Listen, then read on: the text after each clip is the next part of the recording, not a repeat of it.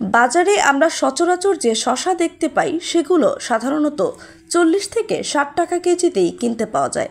তবে কয়েকটি বিশেষ প্রজাতির শসা রয়েছে যার 1 কেজির দাম 2.5 লাখেরও বেশি।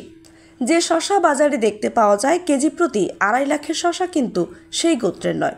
এর জন্ম মাচা কিংবা জমিতে নয়, বরং এই শসা জন্মায় সমুদ্রের নিচে, যা সি কিউকাম্বার নামে পরিচিত। সি কিউকাম্বার নামে পরিচিত হলেও এটি মূলত এক ধরনের সামুদ্রিক জীব। ভারত এবং শ্রীলঙ্কার মাঝে মুন্নার খাড়িতে মূলত এই জীব পাওয়া যায়। আন্তর্জাতিক বাজারে এই সামুদ্রিক শসার বিপুল চাহিদা এবং দাম রয়েছে। মুন্নার খাড়ি থেকে এই সামুদ্রিক জীবের বিপুল চোরাচালান হয়। ব্যাপক চাহিদার কারণ হিসেবে জানা গেছে যৌনবর্ধক ঔষধ, ক্যান্সারের চিকিৎসা, তেল, ক্রিম এবং প্রসাধনী সামগ্রী বানাতে এই সামুদ্রিক জীব ব্যবহার করা হয়।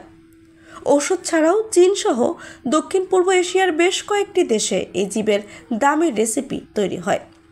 সামুদ্রিক শসা একিনোডার্ম প্রজাতির জীব, আকার অনেকটা টিউবের মতো এবং দেখতে অনেকটা শসার মতোই, তাই এর নাম সি কিউকাম্বার দেওয়া হয়েছে।